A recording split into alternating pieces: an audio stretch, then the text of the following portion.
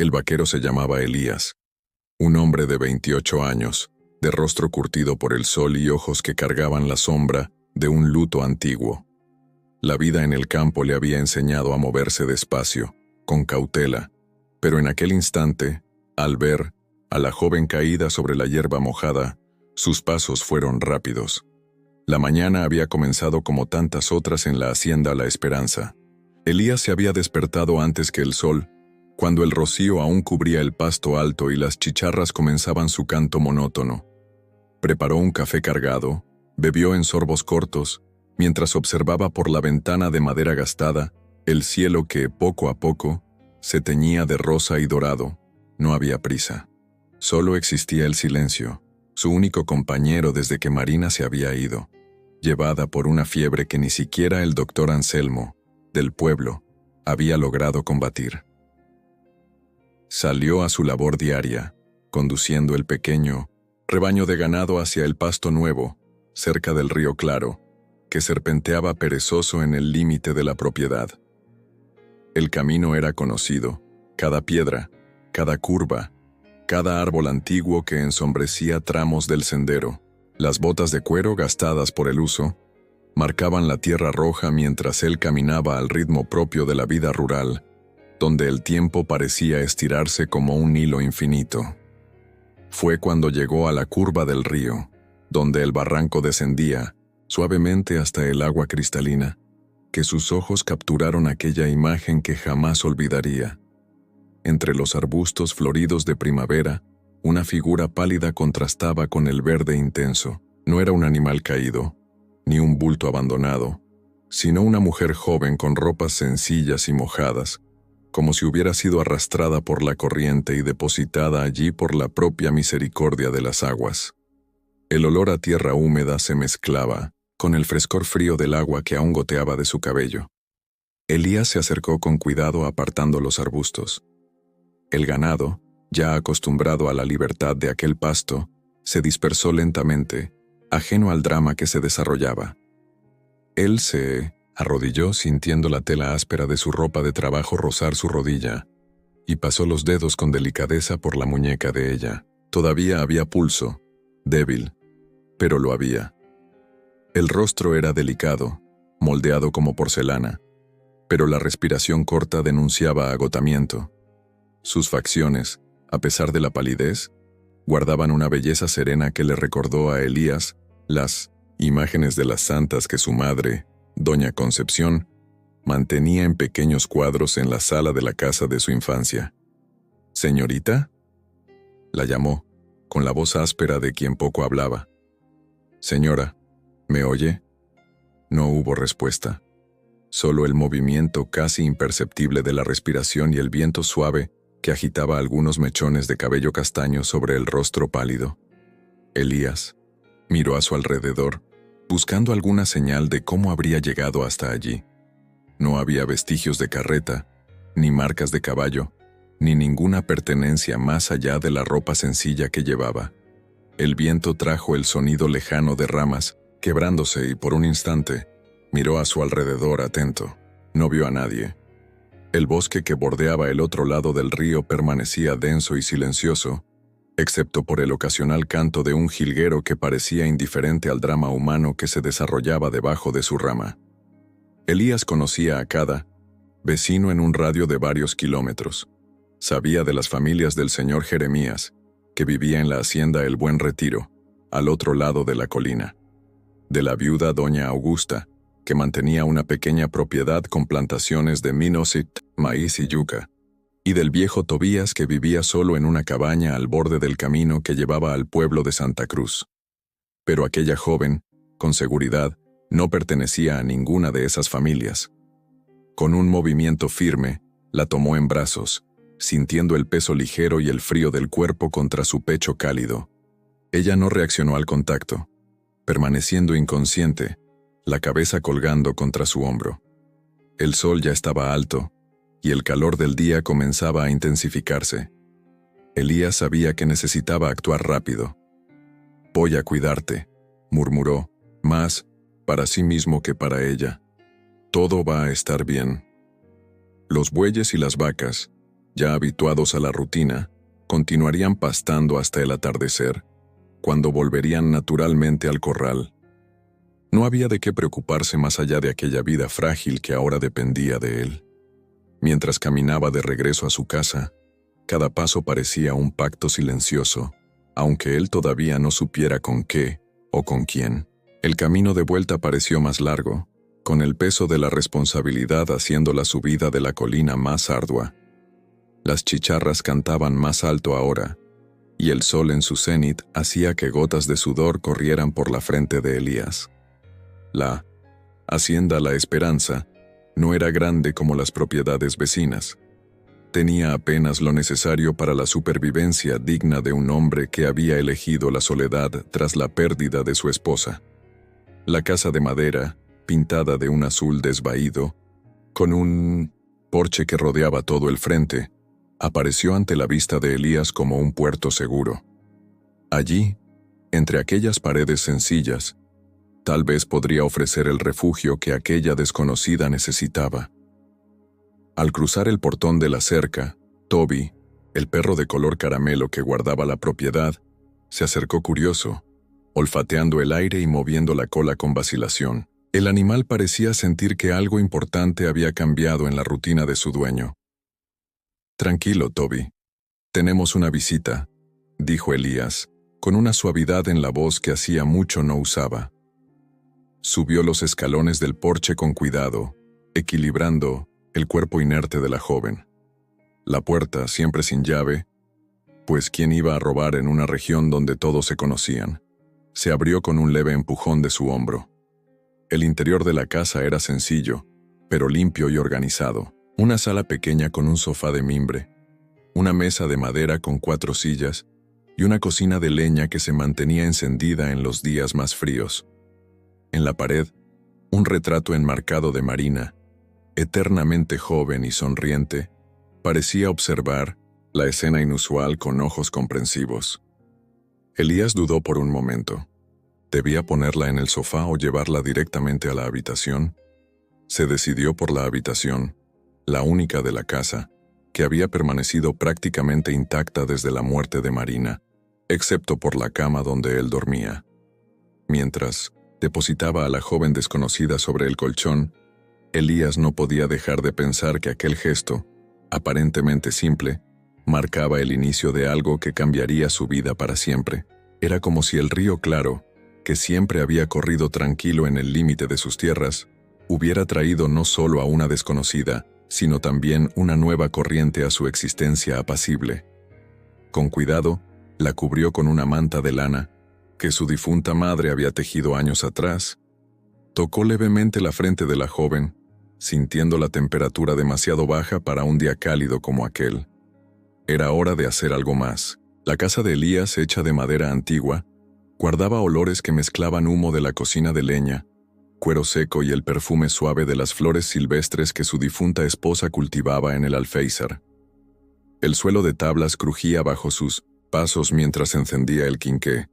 Aunque el día aún estaba claro afuera, las sombras danzaban en las paredes de tablas gastadas por el tiempo, testigos silenciosos de una vida solitaria que ahora se veía interrumpida por la presencia inesperada.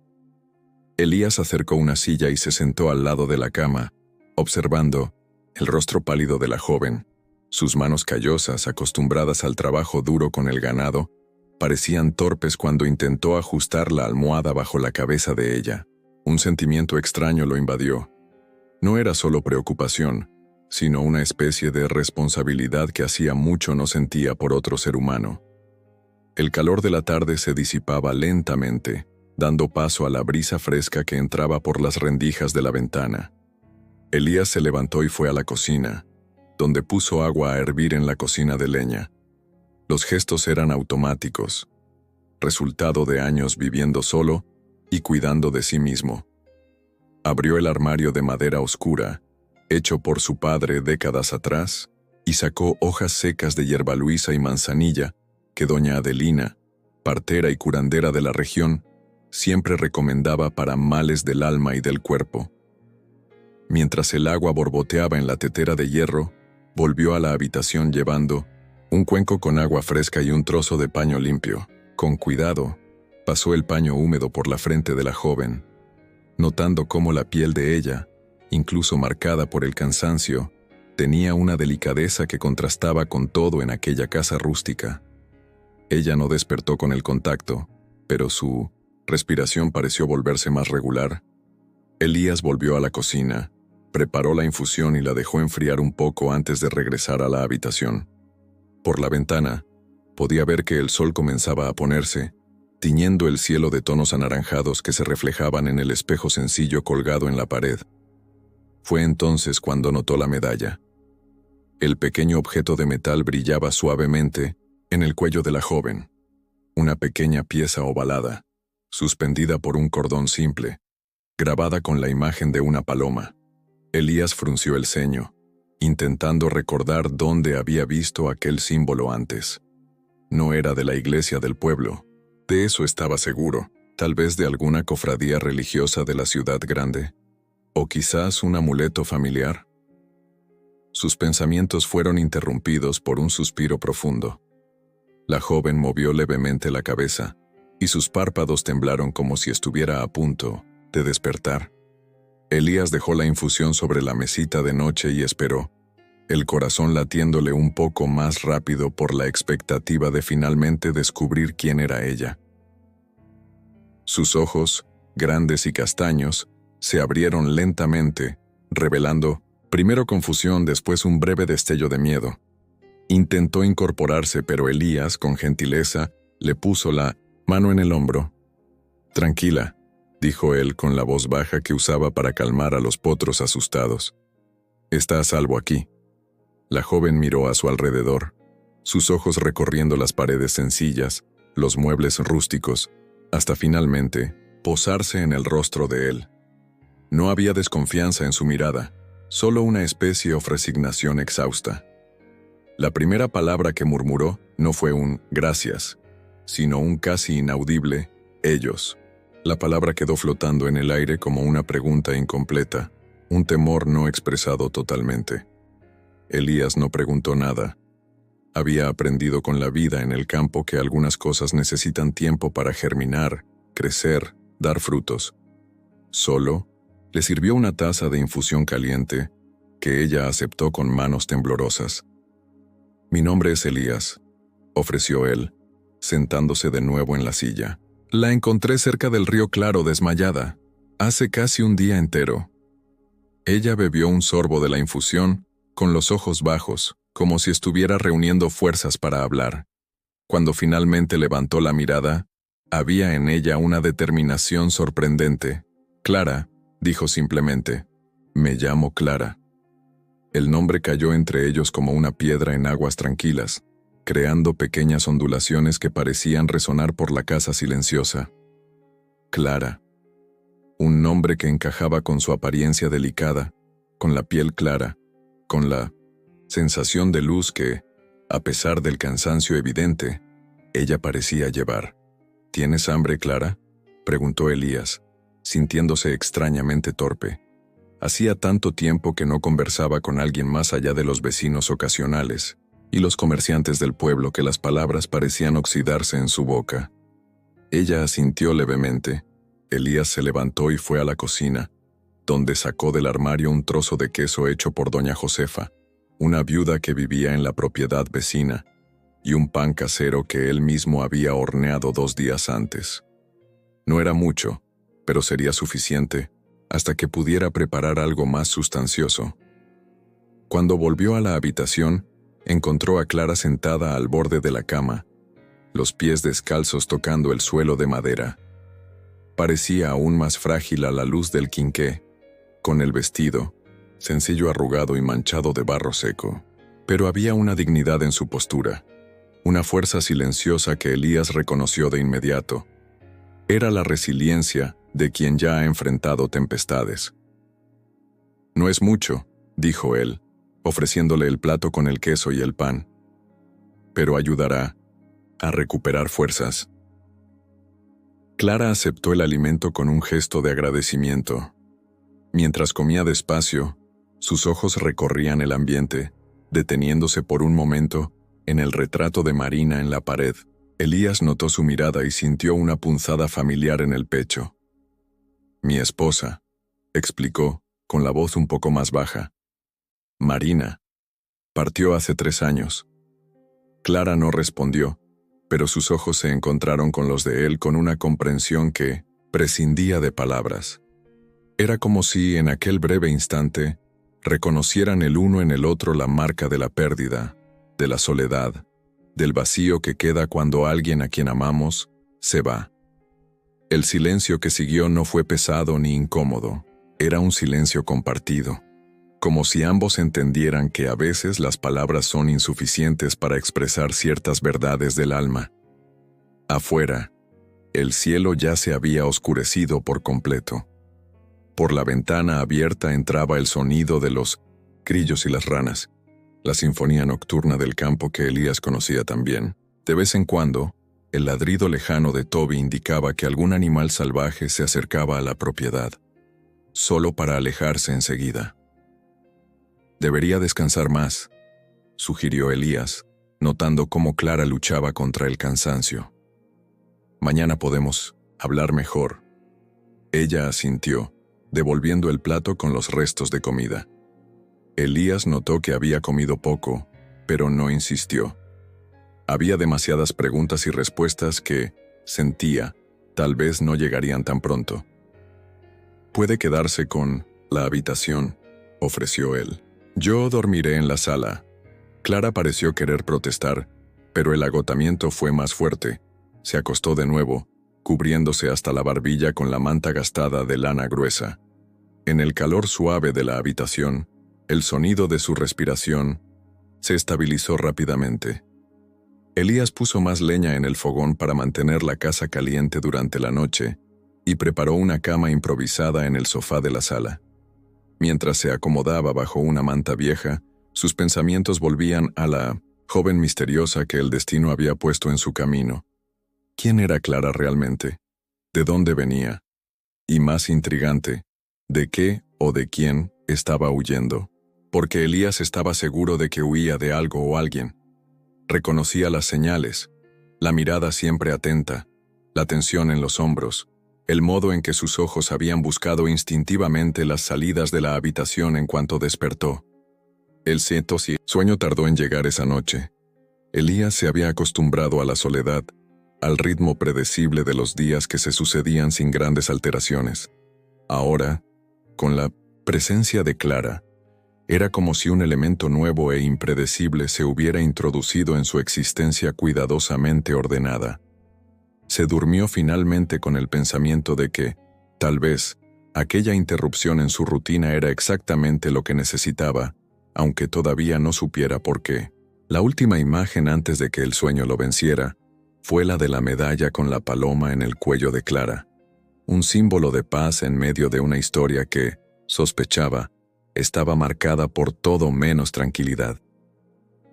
La noche avanzó, silenciosa y estrellada, envolviendo la pequeña casa de madera donde 2 almas solitarias encontraban, tal vez por primera vez en mucho tiempo, un momento de respiro en sus particulares travesías. En los días que siguieron, la hacienda La Esperanza adquirió un nuevo ritmo. El amanecer ya no encontraba solo a Elías despierto, sino también a Clara, que se levantaba con los primeros rayos de sol para encender la cocina de leña y preparar un café fuerte y aromático que llenaba la casa con su olor reconfortante. La joven, que se presentó como Clara, apenas hablaba de sí misma. Prefería ayudar en las tareas sencillas, barrer el patio, alimentar a las gallinas, doblar la ropa seca del tendedero. El primer día completo tras su despertar estuvo marcado por una cautela mutua. Elías, acostumbrado a la soledad, se encontraba ahora calculando sus movimientos, intentando no parecer invasivo o amenazador. Clara, por su parte, se movía por la casa como una sombra silenciosa, sus pasos casi inaudibles sobre el suelo que solía crujir bajo cualquier peso. Fue en la mañana del tercer día que Elías, al regresar de revisar el ganado en el pasto, lejano, encontró la casa diferente. El suelo de madera brillaba, frotado con cera de abejas que él ni siquiera recordaba haber guardado en el armario de la despensa. Las cortinas, amarillentas por el tiempo, habían sido lavadas y colgaban, ahora blancas y frescas, en las ventanas abiertas. En la mesa, un arreglo sencillo de flores del campo, margaritas silvestres, pequeñas verbenas moradas y ramas de romero, exhalaba un perfume que él no sentía en esa casa desde los tiempos de Marina. «No tenías que molestarte», dijo él, avergonzado al ver a Clara salir de la cocina con las manos aún húmedas por el trabajo. «No es ninguna molestia», respondió ella, con la voz suave que raramente se elevaba por encima de un murmullo. «Es lo mínimo que puedo hacer por la acogida». Aquel simple intercambio estableció lo que sería la dinámica de los próximos días. Clara no hablaba sobre su pasado, sobre cómo había llegado a parar a la orilla del río, o sobre quiénes serían los ellos que mencionó al despertar. En cambio, hablaba con las manos, en el modo en que preparaba las comidas, cómo ordenaba la casa, cómo trataba a Toby, que rápidamente pasó de guardián desconfiado a seguidor fiel, siempre acompañando sus pasos por el patio. Elías la observaba de lejos, percatándose de que, con cada pequeño gesto, ella se integraba en la casa, como si buscara un refugio no solo físico, sino también para el alma. Había momentos en que sus ojos se perdían en el horizonte, y él reconocía aquella mirada. Era la misma que había llevado por meses después de perder a su esposa. Una mirada que contemplaba el mundo visible, pero veía otro, interno, poblado por recuerdos o miedos que jamás llegaban a la superficie de las palabras. La rutina se estableció con una naturalidad sorprendente. Por la mañana, mientras Clara cuidaba de la casa, Elías trabajaba con el ganado, revisaba las cercas, realizaba las reparaciones necesarias que la vida en el campo constantemente exigía. Al mediodía, se encontraban para una comida sencilla: arroz, frijoles, cecina, camote o yuca, a veces una verdura de la pequeña huerta que, antes descuidada, ahora recibía los cuidados atentos de Clara. Las conversaciones durante esas comidas eran escasas, pero no incómodas. Hablaban sobre el tiempo, sobre los animales, sobre las plantas. Elías contaba historias de la región, la vez que el río Claro se desbordó e inundó toda la vega, el eclipse que asustó al ganado años atrás, la gran cosecha antes de, la sequía que casi arruinó a muchos hacendados locales. Clara escuchaba con atención, haciendo preguntas ocasionales, pero siempre desviando el tema cuando se acercaba a cuestiones personales. Por la tarde, tras un breve descanso bajo la sombra del mango en el patio, volvían a sus tareas. Elías notó que Clara tenía una habilidad especial con las plantas. Bajo sus cuidados, la huerta abandonada cobraba nueva vida. Tomates, coles, zanahorias, lechugas, todo crecía vigoroso, como si sus manos transmitieran alguna energía vital a la tierra reseca. «¿Dónde aprendiste a manejar tan bien las plantas?», preguntó él una tarde, mientras la observaba arrancar malas hierbas con una precisión que revelaba conocimiento. Clara dudó solo un instante antes de responder. «Con la hermana Concepción.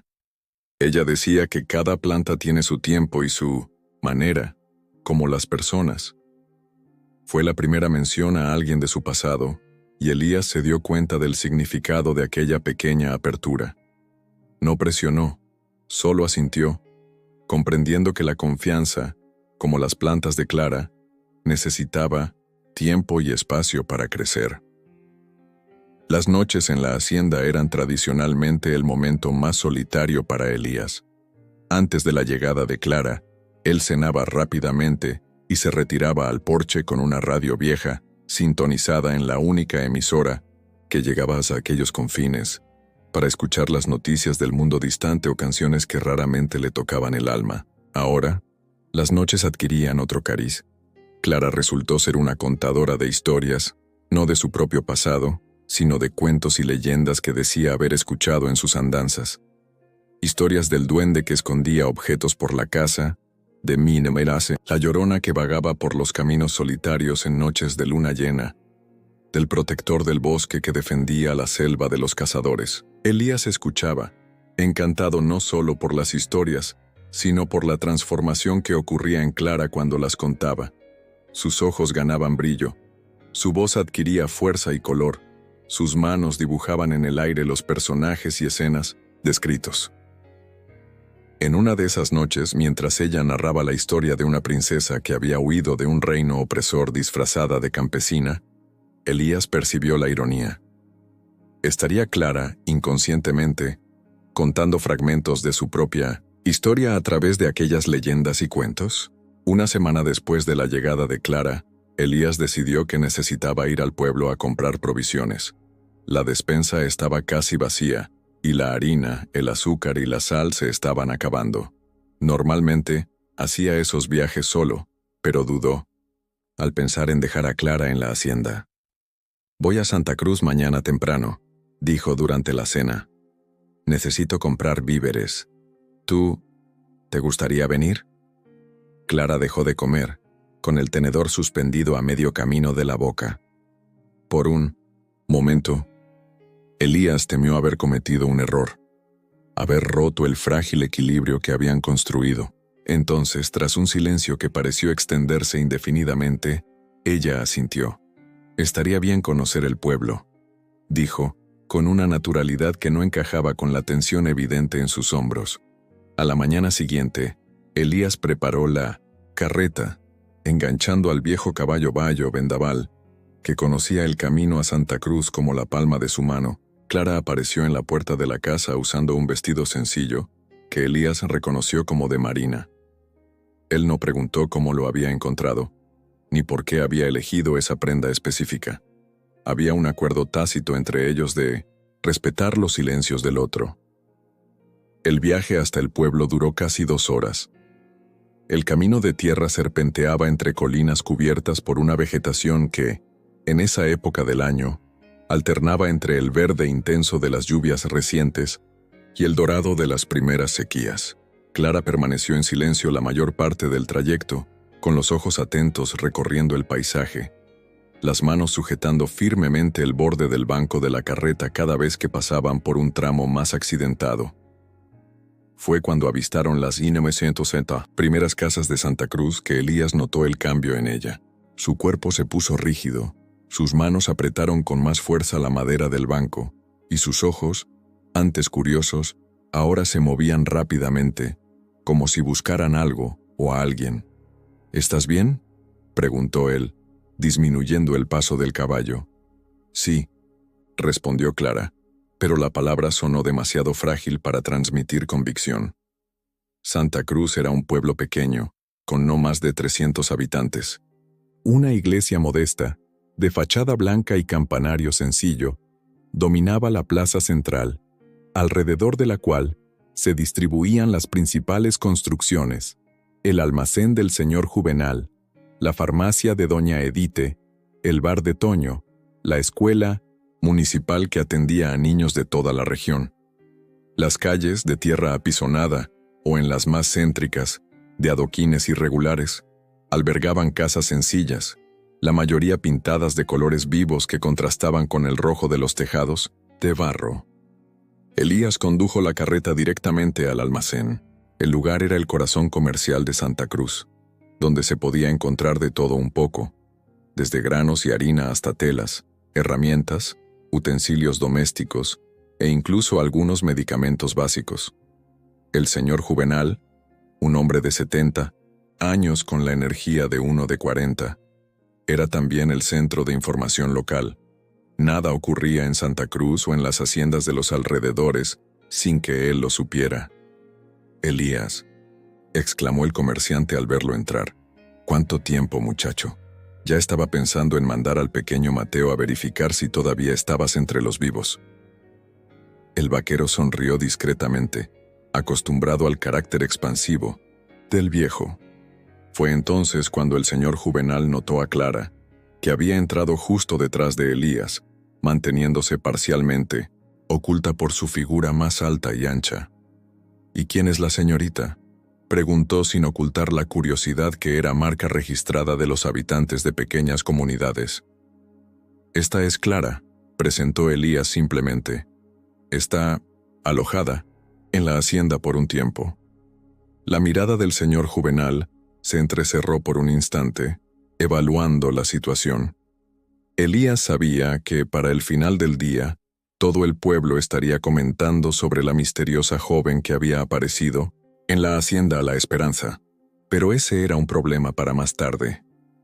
Mientras Elías enumeraba los artículos que necesitaba comprar, Clara caminaba lentamente por el almacén, observando los estantes repletos de mercancías.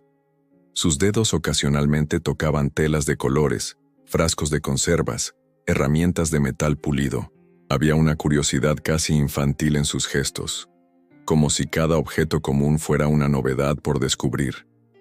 Fue cuando se detuvo ante un estante con libros, una pequeña sección en el fondo del almacén, con volúmenes usados que el señor Juvenal aceptaba como parte de pago o compraba a viajeros, que Elías notó un cambio en su expresión. Clara tomó un libro de tapa azul descolorida, lo abrió con un cuidado casi reverente, y sus ojos recorrieron las páginas con una intensidad que él aún no había presenciado. Una mañana, mientras reparaban juntos la cerca de alambre que separaba el pasto principal del área de bosque preservado, el viento trajo el perfume dulce de las flores del campo, y ella sonrió por primera vez. Fue una sonrisa breve que iluminó su rostro por apenas un instante, pero suficiente para transformarla completamente. Elías sintió algo extraño en el pecho, una sensación que no experimentaba desde hacía mucho tiempo, como si una puerta largamente cerrada se entreabriera, dejando pasar un fino rayo de luz. ¿Te gusta leer?, preguntó él, acercándose, con las provisiones ya empacadas. Clara cerró el libro rápidamente, como si la hubieran pillado haciendo algo prohibido. Luego, relajándose al darse cuenta de que era solo Elías, asintió. Sí, respondió. Mucho. Elías miró al señor Juvenal, que observaba la escena con interés mal disimulado. Vamos a llevarnos este también, dijo, indicando el libro. En las manos de Clara. Cuando salieron del almacén, el sol ya estaba alto, y la plaza comenzaba a animarse con gente que aprovechaba la mañana de sábado para sus quehaceres en el pueblo.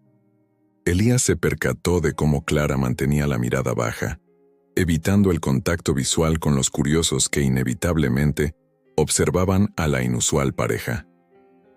En el viaje de regreso, con la carreta cargada de provisiones y el libro azul seguro, en las manos de Clara, el silencio entre ellos parecía diferente. Ya no era la barrera cautelosa de los primeros días, sino un espacio compartido donde las palabras no eran necesarias para comunicar una comprensión mutua que crecía cada día. En ese instante, Elías supo que, incluso sin entender completamente la historia de ella, estaba dispuesto a defenderla. No solo por caballerosidad o sentido del deber, sino porque, de alguna forma que aún no conseguía articular, Clara había devuelto a la hacienda la esperanza, algo que él había juzgado perdido para siempre, la propia esperanza. 2 semanas habían pasado desde la primera visita al pueblo. La vida en la hacienda, la esperanza, había encontrado un ritmo armonioso, como si Clara siempre hubiera formado parte de aquel lugar. Las mañanas comenzaban con el aroma del café y el sonido de sus pasos ligeros por la cocina. Los días transcurrían, entre el trabajo compartido y los descubrimientos mutuos de pequeños hábitos y preferencias. Las noches terminaban con el consuelo de las historias contadas a la luz del quinqué, mientras el viento susurraba entre las hojas de los mangos en el patio. Pero las provisiones comenzaban a escasear de nuevo, y Elías sabía que no podían posponer otra visita a Santa Cruz. Notó la aprensión en los ojos de Clara cuando mencionó la necesidad de volver al pueblo. «Podemos esperar unos días más», sugirió él, queriendo ahorrarle la incomodidad. Clara negó con la cabeza, acomodándose un mechón de pelo detrás de la oreja en un gesto que Elías ya reconocía como señal de determinación. «No», respondió ella con una firmeza sorprendente.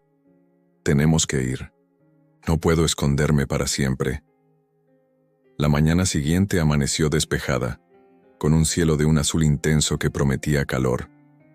Elías preparó la carreta mientras Clara terminaba de ordenar la casa. Cuando ella apareció en el patio, él notó que llevaba el mejor de los vestidos de marina que había logrado ajustar a su cuerpo más esbelto. Un vestido sencillo, de algodón azul claro con pequeñas flores bordadas en el escote. El cabello, antes siempre recogido en un moño austero, caía en ondas suaves sobre sus hombros. La transformación era sutil, pero significativa. Era como si Clara, conscientemente, hubiera decidido enfrentar el mundo con la cabeza erguida, ya no como una fugitiva, sino como alguien que reivindicaba su lugar. El viaje transcurrió en un silencio contemplativo. Clara sostenía entre sus manos el libro que Elías le había comprado en la visita anterior, un volumen de poesías de Gabriela Mistral, que ella leía y releía por las noches, a la luz de la lamparilla. Sus labios a veces se movían silenciosamente, recitando versos memorizados, como si fueran mantras personales. Santa Cruz apareció en el horizonte, sus casas coloridas brillando bajo el sol de la mañana. Era día de mercado, y la plaza central estaría llena de agricultores y comerciantes de los alrededores, vendiendo sus productos. Una oportunidad para reabastecer la despensa con artículos frescos, pero también un escenario de inevitable exposición. Elías condujo la carreta lentamente por la calle principal, saludando con gestos de cabeza a las personas que reconocía. Clara mantenía los ojos fijos al frente, las manos apretando el libro con tanta fuerza que los nudillos se le pusieron blancos. Cuando pararon cerca de la plaza del mercado, el bullicio de las conversaciones era animado. Puestos improvisados exhibían frutas de la estación, verduras frescas, granos, harinas, quesos y dulces caseros. Los niños corrían entre los adultos, sus risas ocasionalmente superponiendo el rumor de las negociaciones. «Podemos separarnos para ser más rápidos», sugirió Clara, sorprendiendo a Elías. «Yo busco las verduras y frutas mientras tú compras la harina y los granos». Elías dudó. Había algo en la sugerencia que sonaba como una prueba que ella se imponía a sí misma. Finalmente asintió, entregándole algunas monedas. «Nos encontramos aquí en media hora», dijo, señalando la sombra de una gran higuera en el lateral de la plaza.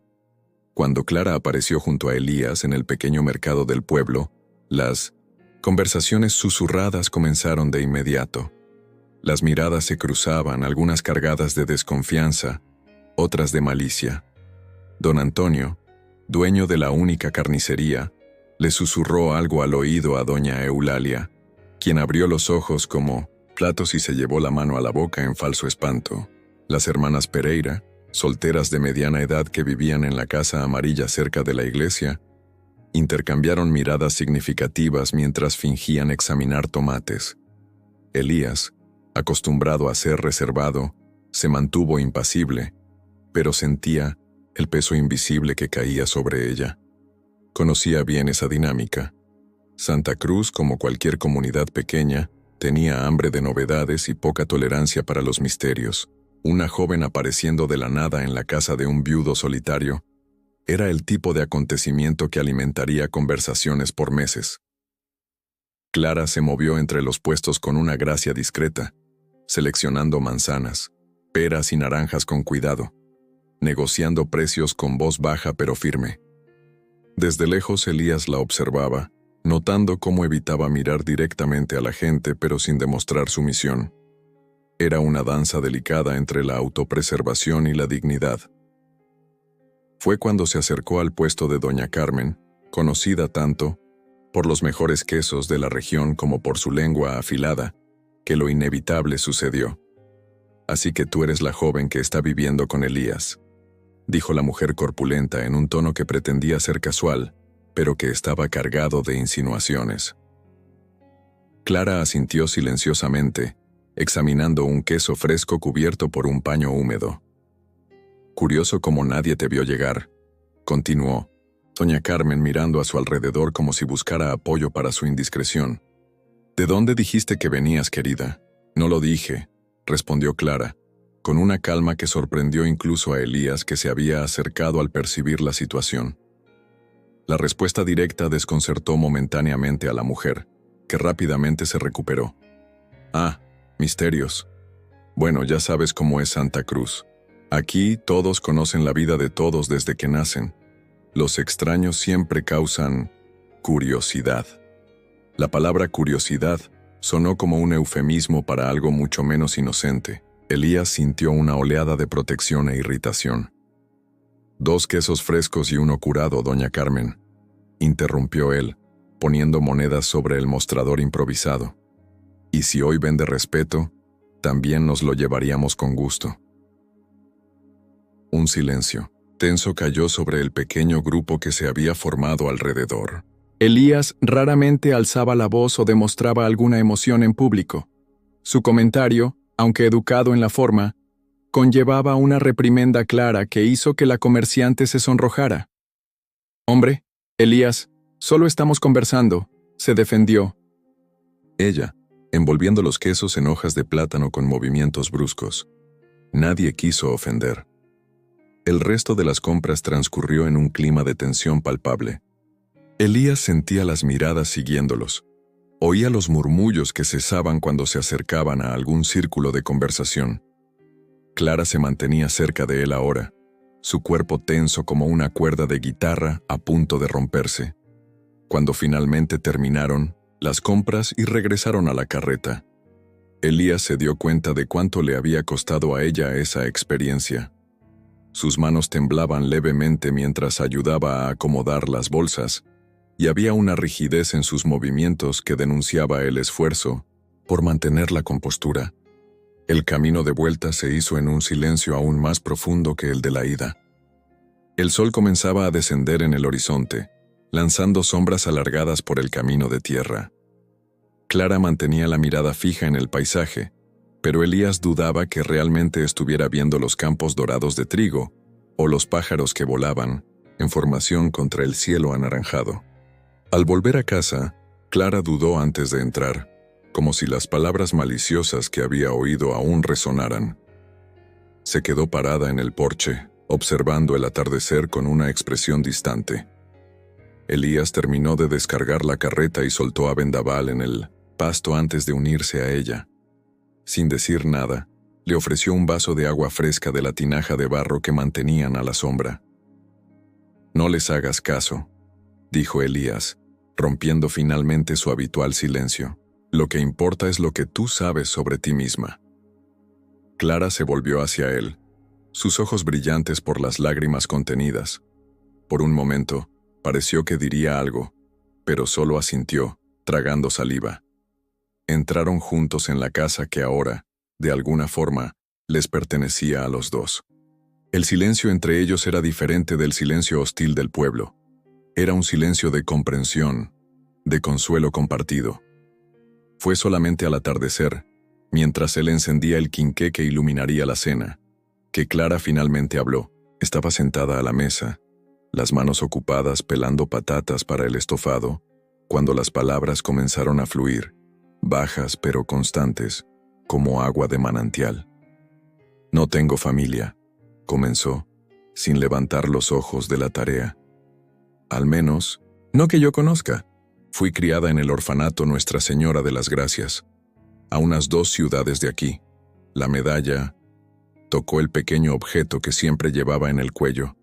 «Se la daban a todos los niños de allí». Elías se sentó lentamente, temiendo que cualquier movimiento brusco pudiera interrumpir aquella frágil corriente de confidencias. «Cuando cumplí 18 años, tuve que salir del orfanato. Una familia de la capital me contrató como institutriz.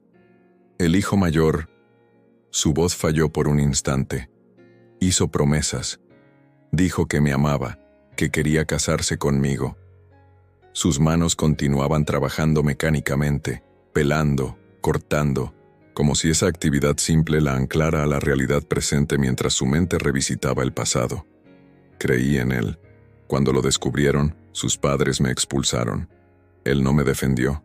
Solo había sido un juego. La última palabra salió amarga, como la hiel. Clara le contó fragmentos de su historia.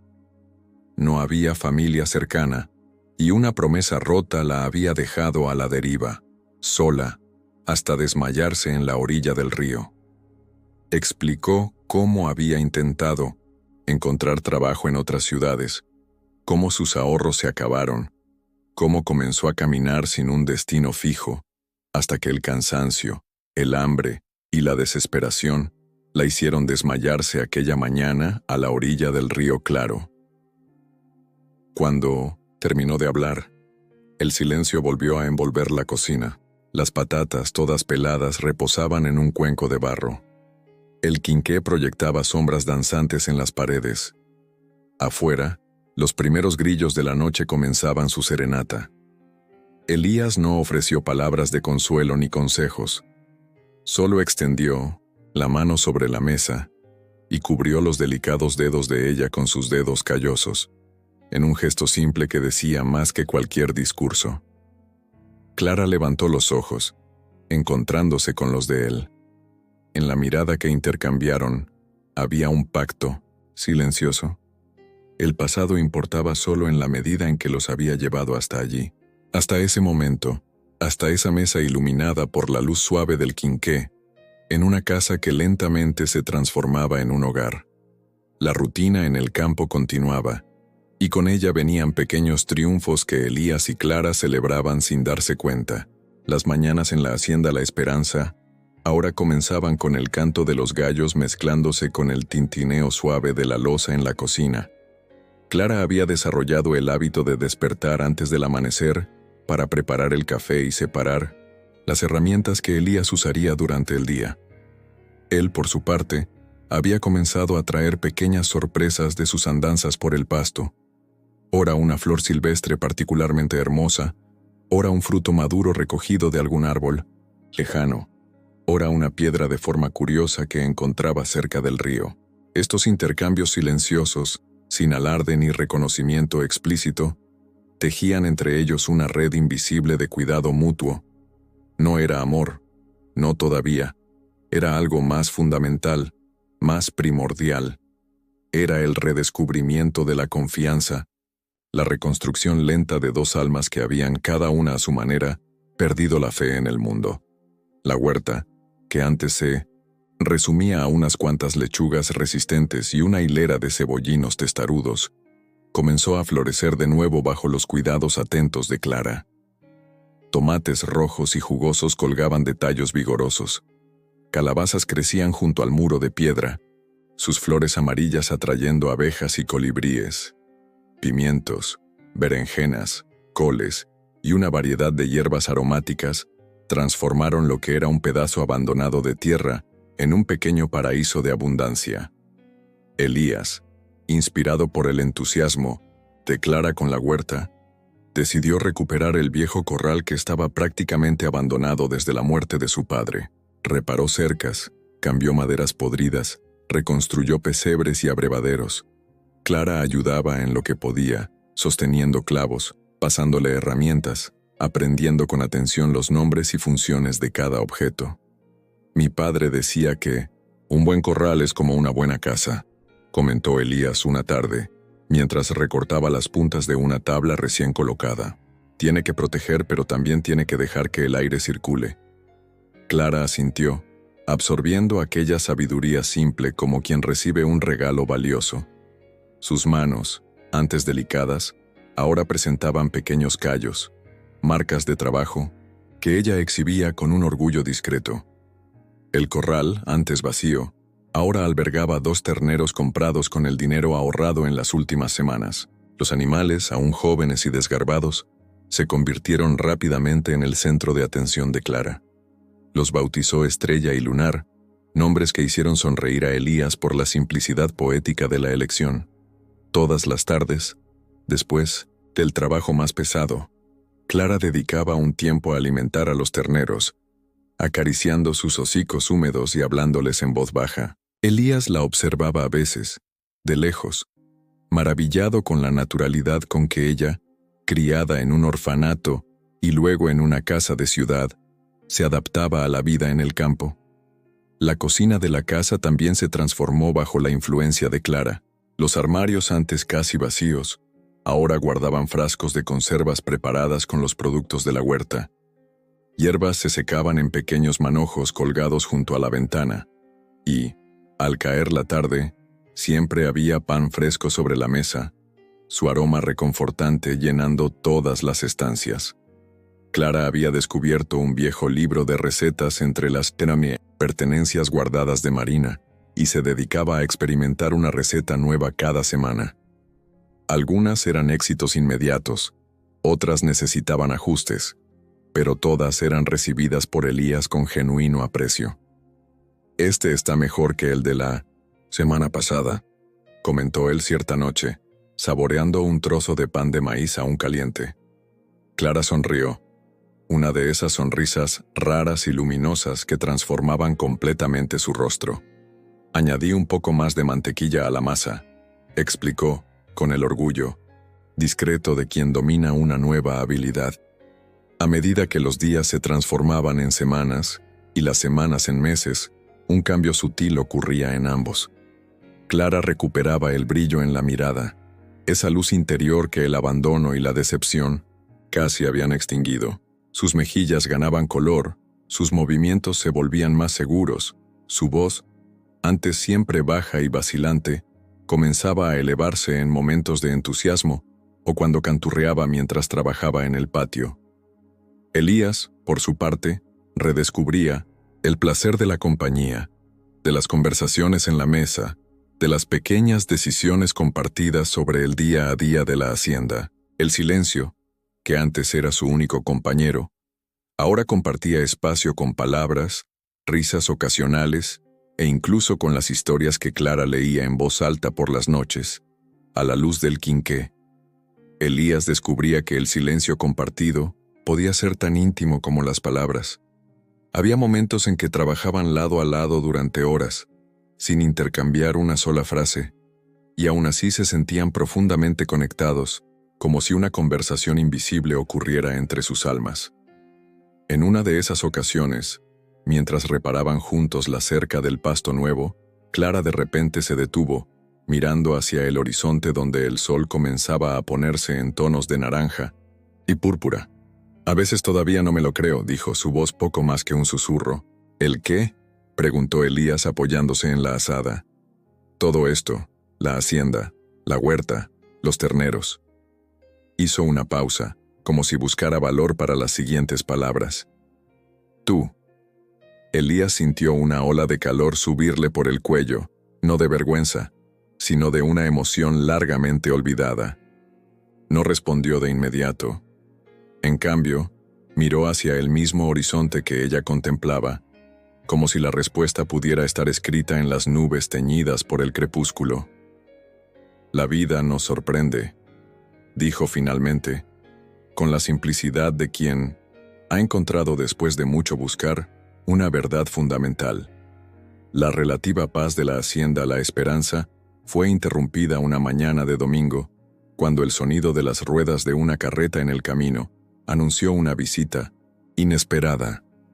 Elías, que estaba reparando el techo del gallinero, bajó rápidamente la escalera al reconocer la figura robusta de Juan Bautista, uno de los hacendados más prósperos de la región. Juan Bautista era conocido tanto por su habilidad en los negocios como por su lengua mordaz y sus opiniones inflexibles. Había sido uno de los que más claramente había demostrado desconfianza cuando Clara apareció junto a Elías en el mercado meses atrás. «Buenos días, Elías», saludó Juan, sin bajar de la carreta. Su mirada recorrió el patio, deteniéndose brevemente en Clara, que acababa de salir de la casa al oír voces. «Buenos días, Juan», respondió Elías acercándose. Notó que la carreta del visitante tenía una de las ruedas visiblemente dañada, con radios rotos y el aro metálico suelto. «¿Problemas con la carreta?». El hombre asintió, con un pliegue de preocupación en la frente bronceada. «Se rompió en el camino, cerca del arroyo. Llevo harina a Santa Rita, y si no llego mañana, pierdo el negocio». Santa Rita era el pueblo vecino, más grande que Santa Cruz, donde muchos productores de la región vendían sus productos a mejores precios. El camino que conectaba a ambas localidades pasaba no muy lejos de la hacienda La Esperanza. Uno de los hombres del pueblo, que siempre había dudado de las intenciones de Elías, vino a pedir ayuda para reparar la carreta. La situación era irónica. Juan Bautista, que semanas antes cuchicheaba en el mercado sobre el extraño arreglo en la hacienda de Elías, ahora necesitaba su ayuda. Elías observó la rueda dañada por unos instantes. «Puedo arreglarla», dijo finalmente. «Tengo las herramientas y madera para los radios. Llevará algunas horas». El alivio en el rostro de Juan fue evidente. «Pagaré bien por el servicio», ofreció, ya bajando de la carreta. Elías hizo un gesto de rechazo con la mano. «No es necesario. Los vecinos se ayudan». La simplicidad de la respuesta pareció desconcertar al visitante. Mientras Elías comenzaba a quitar la rueda dañada, Clara se acercó. «Debe de tener hambre después del viaje», le dijo a Juan, con una educación formal que contrastaba con la frialdad en sus ojos. «Tenemos café fresco y pan». Juan dudó, claramente incómodo con la situación. Acabó aceptando con un movimiento de cabeza, siguiendo a Clara hasta el porche donde una pequeña mesa ya estaba puesta. Elías no solo ayudó, sino que llevó a Clara consigo al trabajo, indicándole herramientas, explicando el proceso, permitiéndole participar activamente en la reparación. Era una demostración silenciosa, no solo de la confianza que depositaba en ella, sino de cómo la veía. No como una figura frágil a ser protegida, sino como una compañera capaz y valiosa. La reparación de la rueda llevó la mayor parte del día. El sol ya comenzaba a bajar cuando Elías finalmente ajustó el último radio y probó la firmeza del conjunto. Juan Bautista, que al principio se había mantenido distante, acabó acercándose para observar el trabajo, impresionado con la habilidad de Elías y, aunque no lo admitiera, con la determinación de Clara. «Una rueda nueva no quedaría mejor», comentó Elías, satisfecho con el resultado. «Debe aguantar muchos viajes todavía». Juan examinó el trabajo con ojos críticos antes de asentir en aprobación. «Agradezco la ayuda», dijo, en un tono menos arrogante que el habitual. Luego, tras un momento de vacilación, añadió, «Y el lino me siente. Café estaba excelente, señora». El tratamiento formal, señora, en lugar del simple muchacha que había usado antes, no pasó desapercibido. Era un pequeño reconocimiento, tímido tal vez, pero significativo. Cuando la carreta de Juan Bautista desapareció en la curva del camino, Elías y Clara permanecieron por un momento en la entrada de la propiedad, lado a lado, en uno de esos silencios cómodos que habían aprendido a compartir. «Lo contará en el pueblo», dijo Clara finalmente. «Sobre la reparación, sobre el café». «Sí», asintió Elías. «Y tal vez sea bueno». El respeto, aún tímido, comenzaba a surgir. No, vendría de una sola vez, ni sería concedido fácilmente. Sería conquistado día tras día, gesto tras gesto, como todas las cosas verdaderamente valiosas en la vida. Esa noche, mientras cenaban bajo la luz suave del quinqué, Clara de repente se rió, un sonido cristalino que Elías había oído pocas veces desde su llegada. «¿De qué te ríes?», preguntó él, contagiado por la alegría inesperada. «De la cara del señor Juan cuando probó mi pan de canela», respondió ella con los ojos brillantes. Parecía que nunca había comido nada igual. Elías sonrió, dándose cuenta de que, aquel momento simple, una risa sincera sobre un pequeño triunfo, era quizás la mayor victoria hasta entonces, pues significaba que Clara, poco a poco, dejaba atrás el miedo y la desconfianza, permitiéndose existir plenamente, con alegrías y orgullos, en aquel espacio que creaban juntos. Y mientras la noche caía sobre la hacienda, La Esperanza, trayendo consigo el coro de los grillos y el brillo de las primeras estrellas, ambos sentían, incluso sin ponerlo en palabras, que lo que construían allí, día tras día, era más que una huerta floreciente o un corral renovado. Era la posibilidad de un futuro que ninguno de los dos se había atrevido a imaginar.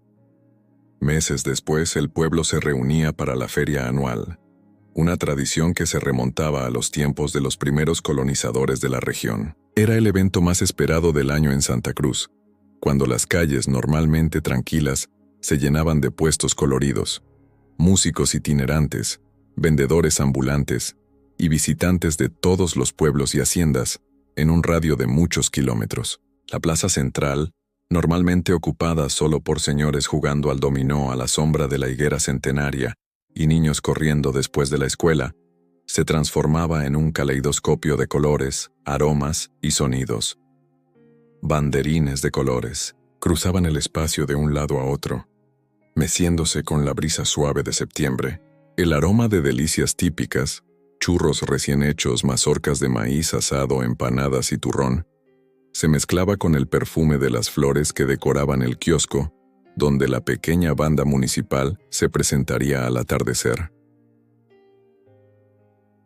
La animación de la feria había llegado hasta la hacienda La Esperanza, semanas antes, cuando Clara, al regresar de una visita al mercado con Elías, comentó sobre los preparativos que ya comenzaban en el pueblo. Dicen que vienen compradores hasta de la capital, le contó, mientras guardaban las compras. Y que quien vende bien en la feria tiene suerte todo el año. Elías notó el brillo en los ojos de ella al hablar del evento, pero no hizo ningún comentario. En los días siguientes, sin embargo, se dio cuenta de cómo Clara pasaba más tiempo en la cocina, experimentando con recetas, ajustando cantidades, tomando notas en un pequeño cuaderno que él le había regalado. Una noche, al verla dormida, en la mesa de la cocina sobre un libro de recetas, Elías tomó una decisión. A la mañana siguiente, al regresar del trabajo en el campo, trajo consigo una sorpresa. Una cesta grande, de mimbre trenzado, con asas firmes y una tapa bien ajustada. ¿Para qué?, preguntó Clara tocando el objeto con admiración. «Para la feria», respondió él simplemente. «Para tus panes y dulces». La sonrisa que iluminó el rostro de ella fue como un amanecer después de una larga noche. En la semana que precedió a la feria, la cocina de la hacienda La Esperanza se transformó en un laboratorio de aromas y sabores. Clara se levantaba antes del sol para aprovechar el frescor de la mañana, cuando el horno de leña era más fácil de controlar.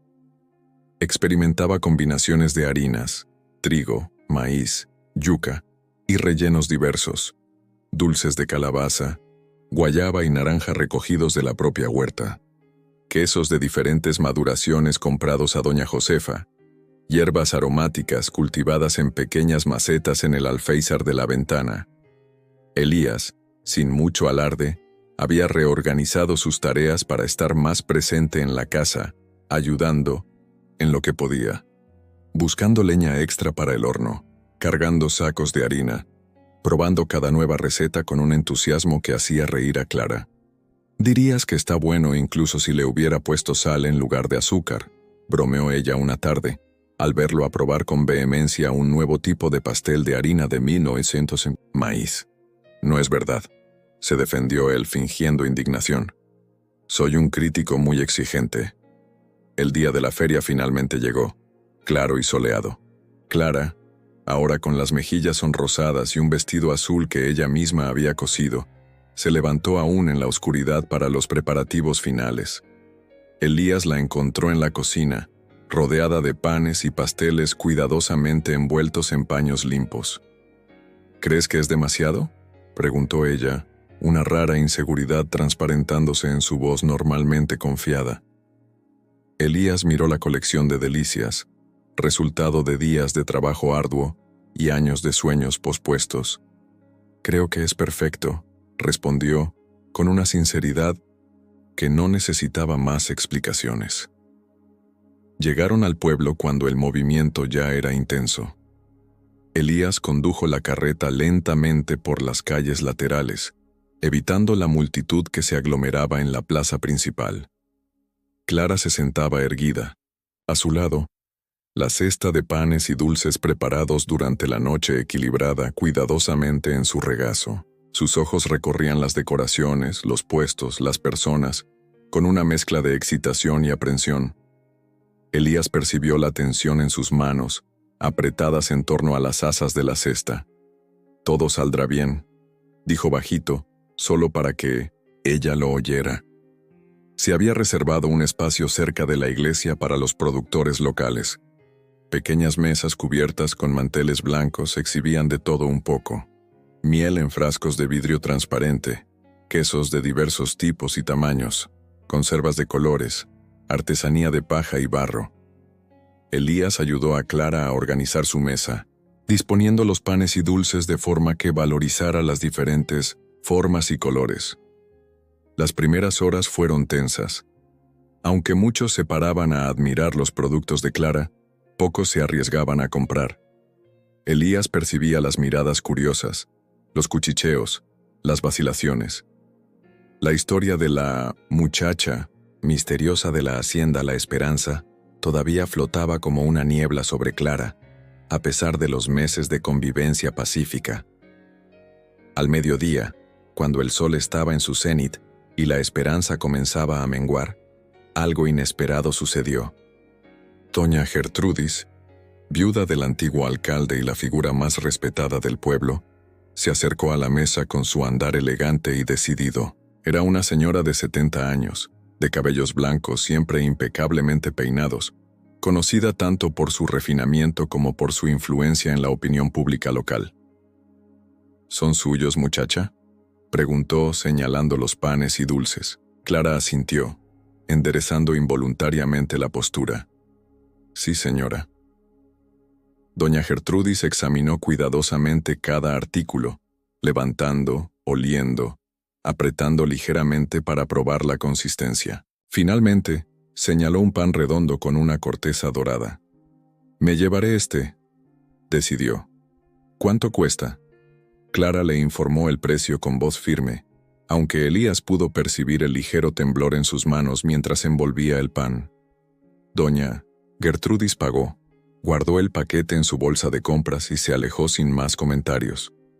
Menos de media hora después, la influyente señora de la región regresó, abriéndose paso entre la multitud con una determinación que desafiaba su avanzada edad.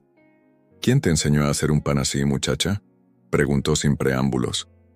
Clara parpadeó, sorprendida por la pregunta directa. «Aprendí un poco en el orfanato, señora. El resto fue experimentando». «¿Orfanato?», repitió doña Gertrudis, arqueando una ceja perfectamente dibujada.